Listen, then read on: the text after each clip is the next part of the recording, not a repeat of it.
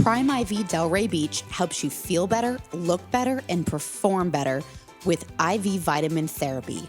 Each of our IV drips is the equivalent of 2.5 gallons of hydration and a custom blended mix of vitamins designed to help you reach your health goals. The top complaints we address are more energy, better sleep, sports recovery, meaning less soreness when you work out, or a great boost to your immune system. Come in if you're feeling under the weather or to help stave off those nasty bugs if someone's in your house and brought them home. Use the code word SWEET, SWEET, for 20% off any IV treatment valid at the Delray Beach location only. Hello, everybody. This is Andrea, aka Sweet, and I am here with my co-host, Spicy, aka Carolina Rush. And today we are going to talk about a book that I forced on Carolina, but she liked it, I think, in the end. Yeah, it was a great book. It's good, right? Yeah, there's one chapter in particular that really impacted me, which we'll talk about later on, but I could read this book like 10 times over. And get something different probably every time. Yeah. So the book is called Love Life by Matthew Hussey, who is a dating coach, British, but I think he's living in the U.S. Anyway, doesn't matter. It just came out, I don't know, 6 weeks ago, something like that, like recently.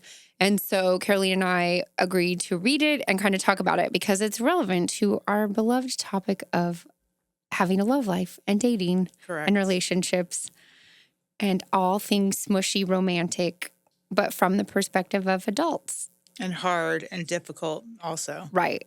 And that's really kind of how he approaches it is he says, look, finding love can be hard. Being single can feel even harder. So that's kind of where he's addressing it from in terms of some of the things he's seen his clients do. He does workshops and he's been doing them for a long time.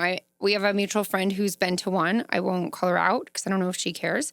But she did it back when it was a little smaller, but now they're like probably a couple thousand people or several hundred people in each one. So people can go to those if they want. And I know he has a lot on YouTube and, of course, his social channels. But we just wanted to talk about it because it's a good perspective of somebody who has a lot of experience in that world on giving advice and feedback and saying, yes, relationships are hard and being single can be hard. And if you want to find love, let's talk about some things to do and how to approach it from a healthy perspective. Right. So when I was reading the book, this is definitely a really great book for somebody who's single, who is trying or wanting to get into a relationship, and also very, very, very impactful for somebody who is about, thinking about breaking up with somebody or just having broken up with somebody. This could be a game changer in a lot of ways and could help people get through certain things when it comes to that. So the first chapter, the name of the chapter is Being Single is Hard. And I had written a lot of notes about this. And one of the things that the first chapter talks about, and I'm going to read a little bit, it says, a real relationship requires bravery from both sides. It requires us to be vulnerable enough to allow ourselves to be seen. It requires curiosity and vision to fully take in who the other person is, to really see them, to accept their on-camera selves and their hidden behind-the-scenes mess, to view their worst parts with acceptance and generosity, not contempt, and to have enough faith and strength to trust the other person to offer the same latitude in our darker sides. On top of all this, it requires two people who actually have a vision for where they want the relationship to go and the daily execution to move toward that vision. Exceptional relationships are not found, they are built. So that kind of impacted me because I think in different ways, you and I both can relate to this paragraph as far as maybe who people are on camera and who they are behind the scenes and relationships being built, together as a team. Yeah, and one thing that comes to mind immediately for me, actually, I was talking about this with somebody right before I came here, and that is with the dating apps, and this has been kind of your point along the way. I'd gotten off the dating app a while ago. stopped going in there. And part of my frustration with it is people won't tell you who they are right out of the gate, it seems, across the board. And that's kind of what he's saying is you have to get to know who's showing up on the dating profile and who the actual person is, right? Right. And I just don't understand it. Like the woman I was talking with before this said this guy, like they had this great connection and he was saying all these things to her. And then he was having like a work issue, and he's like, don't worry, I'm not going anywhere. Cause she'd said something to him about that. He's like, well, I'm not running away or something. And then he just like slowly drifted away. And she's like, I don't like, why can't you just say what it is that you want, you know? Right. So that to me is what he's speaking to, and be willing to accept who shows up. Like you have who they show themselves to be. You have to be okay with it. If you're not, it's not a match. Right. And they talk about that too. There's a chapter in here that talks about having hard conversations and uncomfortable conversations and being upfront about certain things, like what you're looking for, where you're at in life. Are you looking for something serious? Are you not? This is what I'm looking for. If that doesn't fit the bill, then, early on is better. Right. And again, to my point with the dating apps, like it seems like I say that, and I was very clear. And one guy even told me, oh, you put yourself out there. He's like, you said you want marriage. And I went back and looked, and it actually didn't say anything about marriage. It said I wanted a long-term committed relationship. There was nothing about marriage in there. So he had translated it to that in his brain. And I had to go back and check because I'm like, yeah, I do. And like that would be my ultimate goal with the right person, but I just don't understand why. And I guess, the reason is men want to have sex with somebody and they don't want to have to commit, I guess is partly the reason. I don't know. Is that jaded? It feels a little jaded, but it's like, why else would you not just say it? Because you're afraid they're going to run away. Isn't that the wrong person then? I think it depends on the person and the circumstance. Yeah. I mean, I could go back to saying, when we talked about my ex who I was with for a really long time, there were certain things he did not divulge at the very, very beginning where I would have absolutely walked away. Right. And that ended up being an almost 4-year relationship. So in some aspects, I'm glad that he didn't. Yeah. Because I would have lost out. I mean, even though it didn't work out, there were so many amazing memories that came out of that relationship and a lot of good times. And I wouldn't have had any of that if I had just jumped the gun and been like, oh, no. Yeah. Based on that, I can't. And some of those things are hard to tell somebody at the very beginning. I agree. And at the same time, like, I think some of the big things, I like this approach. And I do think there's an element of like, have fun, make sure you enjoy spending time with each other. But at the same time, like, if there's some big things that you're like, hey, this is who I am, isn't it just better to get it out and say, if you can't deal with this, I'd rather know now than invest time and then you can't deal with it in 3 months. Right. And I think it also depends on what it is. For example, my ex was a recovering alcoholic who had been clean for some time. Did he necessarily have to tell me that right off the bat? I don't think so. That's something extremely personal. And if he didn't at the moment have a problem with it, then okay. But if I desperately want to have children and he's like, absolutely not, I don't like kids. Yeah. I think that's a conversation that needs to be had earlier on. That's something worth discussing. Yeah. Even though those things I know can change with time, it's highly unlikely. Yeah. So again, I think it just depends on the topic and what it is. Right. But at least like say from the beginning, like to your point with kids, I want to have kids or I don't want to have kids. Like, and I think women, I've seen it with women where they were like, oh, I can change his mind. And likely you're not.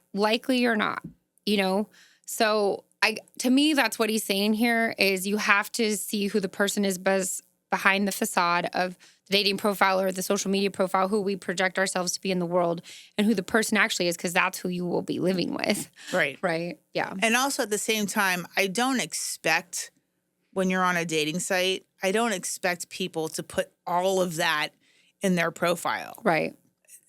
you have to leave some stuff to conversation and to mystery, and you just have to put, I think, enough to be like, oh, this is a decent person. Right. I'm intrigued and I'd like to learn more. Yeah. And then those kind of conversations should be had in person anyway. And maybe in a different way, like, you just, hey, have you ever been married? Do you have any kids? And then it naturally will progress into no. Do you not want kids? Yeah, no. I don't want children. Okay, but what if you have a guy? I don't think it needs to be an interview. Agreed. But what if you have a guy who's like, I just don't want to date a woman with kids? I guess he could figure it out in the messaging in the app or whatever, But like, if that's just a deal breaker for somebody, they should find it out before they even take the girl out on a date. Right. And I think naturally they will. They will. Yeah. In most cases, they're going to ask, like, I know I'm going to ask questions texting that are important to me. Yeah. And hopefully they're smart enough to do the same before they waste their time and their money taking me out to dinner and waste my time and whatever. So, and if they're not smart enough, they're probably not a match for you anyway. So right, exactly. For me, exactly. Yeah, it's true. So, another thing actually that kind of reminded me, talking about dating and online dating, and I hope you don't get mad at this, but this little section reminded me about me a little bit about you. Ay. Because it says, Lord help us. Where does it? It talks about how sometimes when you start dating somebody, it's kind of like men are from Mars, women are from Venus, and trying to understand how each other works and what goes on in our minds. So what men do or don't do, you may take completely differently. So, for example, one thing I noticed when you were online dating is when it came to texting, the book uses the word panic. I wouldn't necessarily use that word with you, but it would say you panic when somebody doesn't text you back as fast as they have been or as fast as you would like. And that was something that you mentioned several times when you were dating, was you would text and you, on a couple occasions, it's been 90 minutes or it's been, and so that's not something I've ever had an issue with.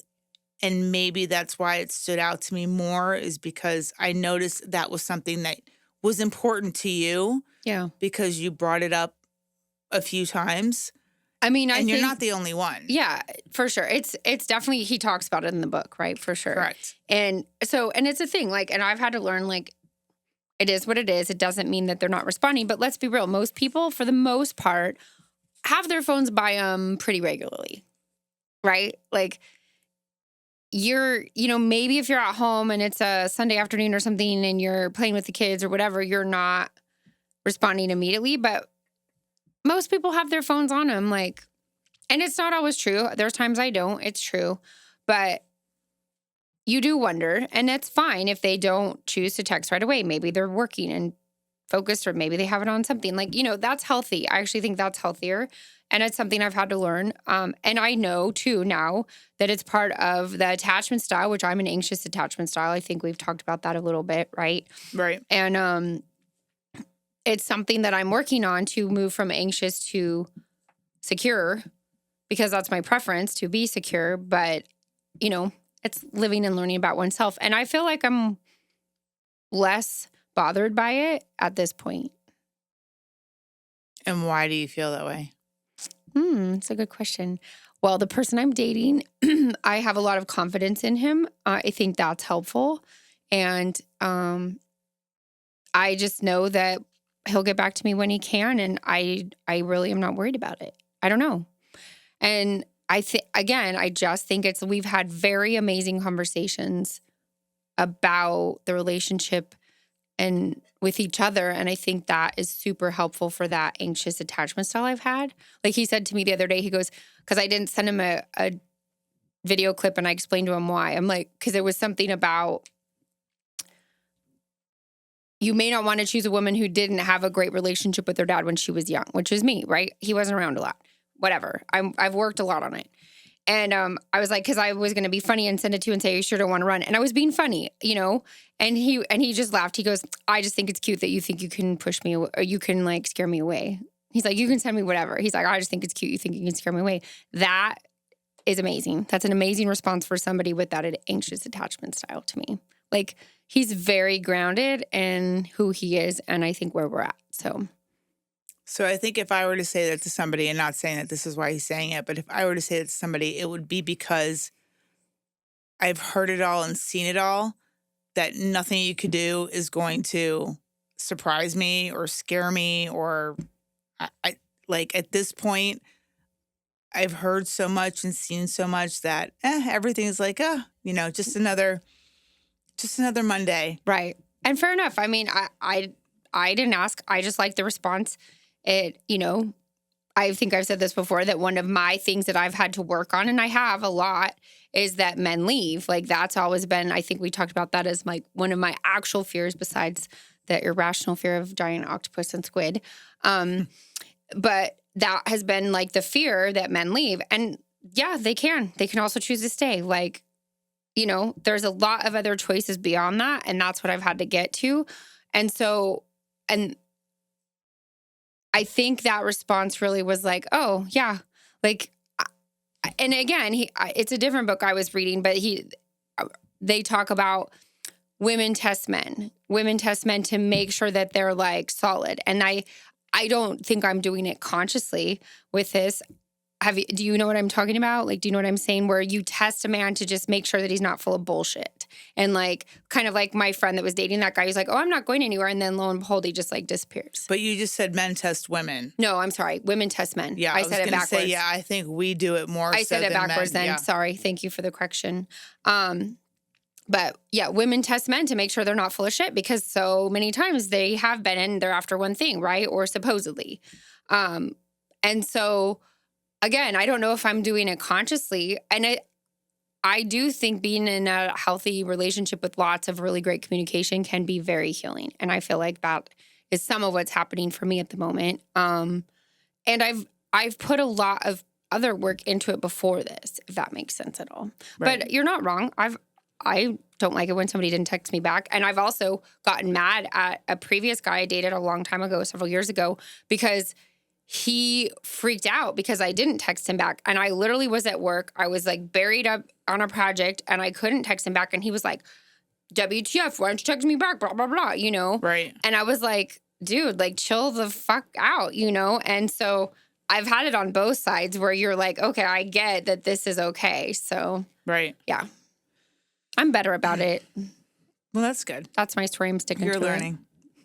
So another thing that it says in here, and I was curious to know if you agree with this. It says, as we get older and our lives contract as our obligations grow, many people discover that finding someone they like in the first place can become an increasingly rare experience. The older we get, the easier it becomes to feel less visible to the world, as if our moment on stage has passed.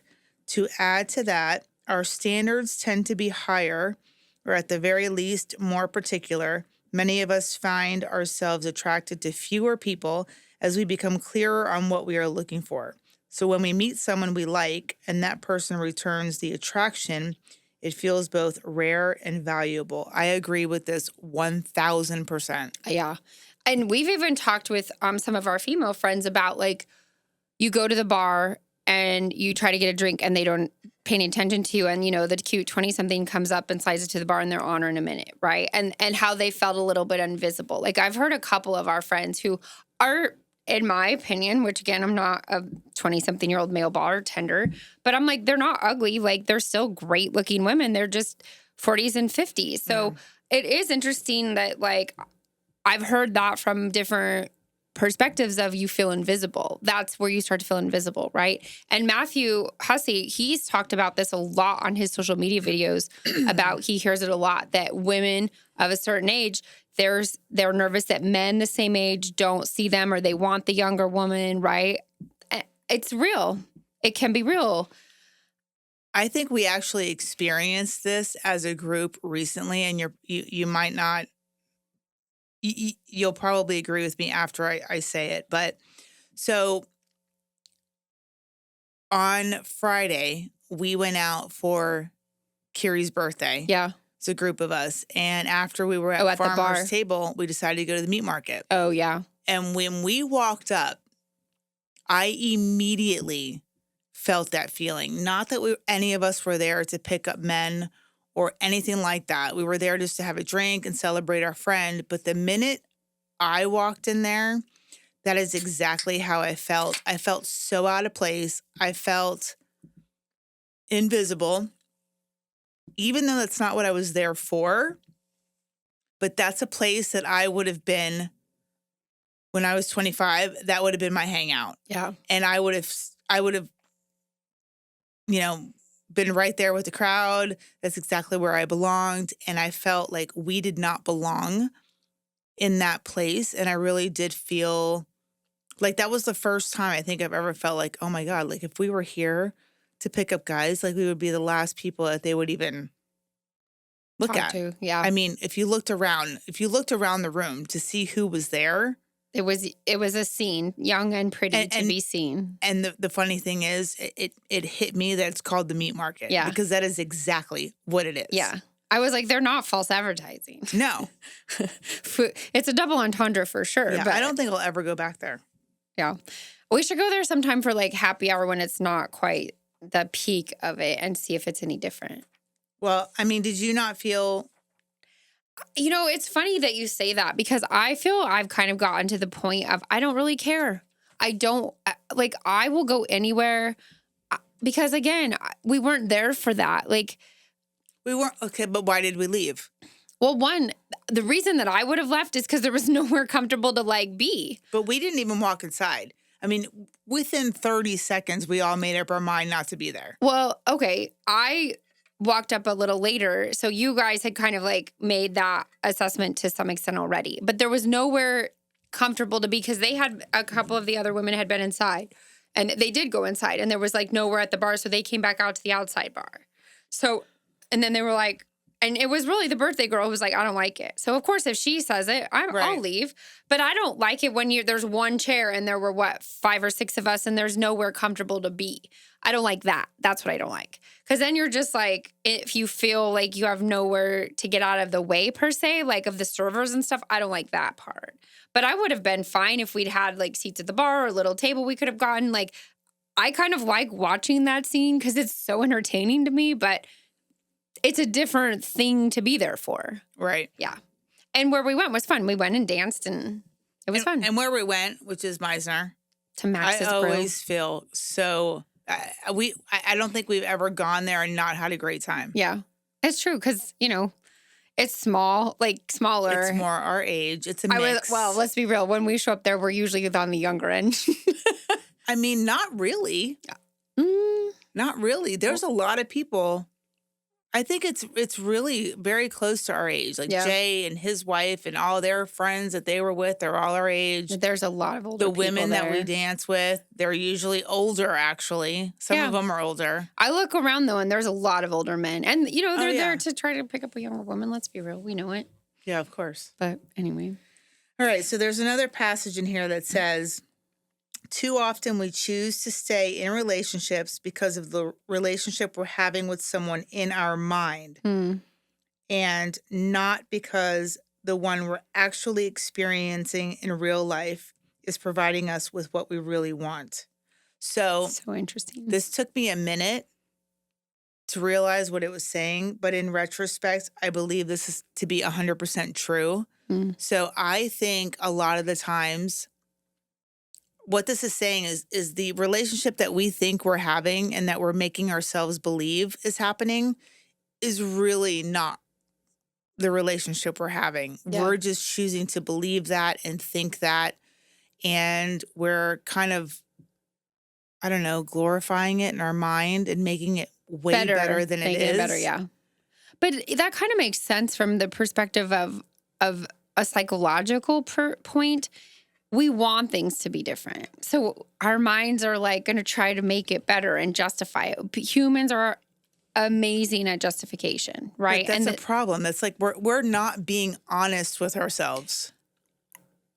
Agreed to some extent. I think it's almost like, you know how they say in rehab, the first step is admitting you have a problem. I think people don't even know they have this problem.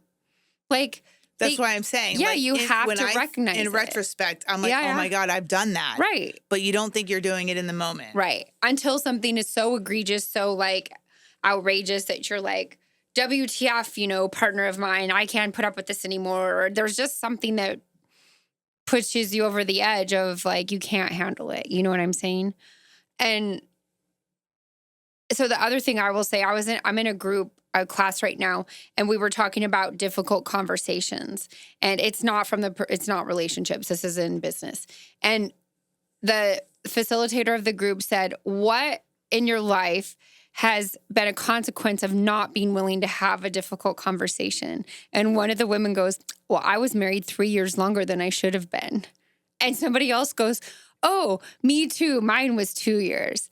And of course I like died because I'm like, it's so mind-boggling that because you're unwilling to have a difficult conversation that you've been married for 3 years long. Like you knew, like, okay, right. So this is to this point, they knew they had the problem. They weren't in the relationship they thought they were in, but they were unwilling to have that difficult conversation. Right. So now 3 years of their life goes by without addressing it. And a big focus in this book for anybody listening to this who's in that situation, there is a huge focus on having those hard conversations. Yeah. It talks a lot about that and how some women fear. So on that note, I'm going to go back to this. I think this was relative to what we were just talking about. If I can find it really quickly. Yeah. But was that the chapter that really impacted you, was the difficult conversations? We're not there yet. Okay. No. We might have to do this in part 2. So I don't know if you'll be able to understand this, but she says, if she never asks, she can pretend she doesn't know she's wasting her time. She can be a victim when he finally reveals he's never been serious about her the whole time they've been together. But if she asks the scary question and he confirms that he's not serious, she may find herself more than just hurt by his answer. In a way, learning the truth and moving on would be a best case scenario. The worst would be if, despite her hurt, she doesn't have her strength to walk away. Perhaps she already doesn't trust herself to be able to, which is why she's avoiding the conversation in the first place, which is exactly what we were just saying. Finding herself in such a situation would not only mean dealing with disappointment, it would also be a major blow to her identity as a strong and self-respecting woman. So again, a lot of these women that are in a relationship 3 years longer than they should have been, they were afraid for many reasons to have that conversation because it's being faced with the truth, being afraid of what they might really say. Yeah. And so I can understand that, but how sad is that? Yeah. Well, it's kind of like going back to what we're saying from the beginning of dating, like show up as your true self, because otherwise you could be wasting the time of like, okay, if I show up and say I want to be in a long-term committed relationship and they're like, well, that's not what I'm looking for. Great. Thank you so much for sharing it with me. Now we don't have to waste each other's time.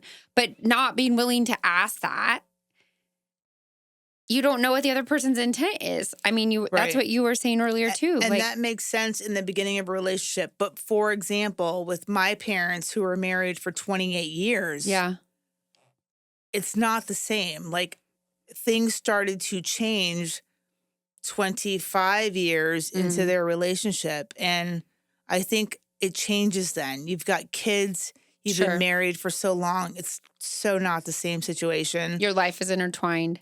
And, you know, maybe you're thinking something's going on and you don't want to face that. And oh my gosh, 28 years invested in a relationship. And I think it's a completely different mindset, totally different circumstances. So I think it just depends on the stage you're at in your relationship. And if you're just dating or if you're married, I also think that's very different. Yeah. And it certainly is a game changer to say you're years into the marriage and it's going to potentially blow up your marriage, right? And at the same time, though, it's what are you willing to endure? If you're willing to endure them cheating, because women have men probably have too to some extent, but like if you're willing to put up with that and just stay married, you know, it's happened. Right. And some people are okay with it, or so they say. I would not be okay with it. That just isn't for me. But it is a game changer at that stage. You know, and like when we talked with Mary Owens about, she's had women that, have you done everything? Have you been to counseling? Because they are at that point of a difficult conversation. And that may be a time to bring in an outside party to facilitate it, like counseling, if the parties will go. But again, you have to have that recognition that you're not asking or looking at it in reality. Right. Yeah. It's challenging. And I have a lot of compassion, especially when somebody's been in the relationship a long time. Right. I think it's funny when you and I talk about the guys that we're dating and the issues that we're having, but then you think about people who have been married for 28 years, 35 years, who end up going through a divorce. It's kind of, you feel like, okay, well, my problems are nothing compared to what those people might be going through or feeling, especially for women, in my opinion. But so obviously there's a lot more we could talk about. I know we're running out of time, so we're definitely going to do a part 2 to this. Is there anything you want to add? I definitely want to talk more about it because there's a part of the end of the book that I really love. So we'll go into that in part 2. But I just think it's so important to have clear communication wherever you are in your relationship. Like, even if you haven't had it in and you've been in it for a while, like it can be revitalized back to clear communication and saying like, how can we make this better together? You know? Right. And it takes two people committed to that for sure. But I know them, and this is partly related to the part I want to talk about in part 2. What I know I can bring to it is who I am and who I'm willing to be for somebody else, and be okay with me and who I am inside me and how I show up. Because I can't control how somebody else shows up. But you can. So we'll get into this in part 2. But one thing I will say with regard to what you just said is you're going to show up as you and do what you can. But again, you can't settle. Agreed.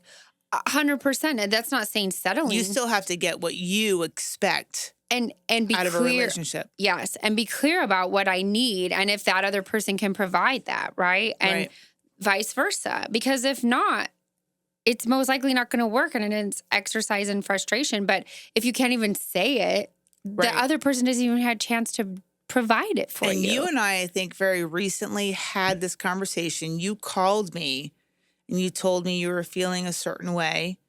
And I think my answer to you was, you got to have that conversation. Yeah. It's the only thing you can do. Yeah. And I did. And I talked with you and my best friend Kelly about it. And I did have that conversation, and it was amazing. It was amazing. And, you know, look, I'm growing. This is, like I've said before, this is the muscle in my psyche, whatever you want to call that, I am making stronger all the time, because for whatever reason, it just hasn't been something that I've exercised in the right way. I don't know if you want to put that judgment on it, but in the past, it hasn't been exercised how I want to from a healthy perspective. And it's kind of fun now, like feeling like I'm getting to put it into practice and with a person who's unbelievably amazing and has done a lot of work on himself, and be willing to have those conversations and be the one that's leading them often. More than not, he's the one leading them, and very, very open to hear what I have to say when I say it. Right. So. Well, good. Yeah. All right. So on that note, we're going to start part 2 with red flags, which I can't wait to get into. So part 2 coming up. So be sure to stay tuned.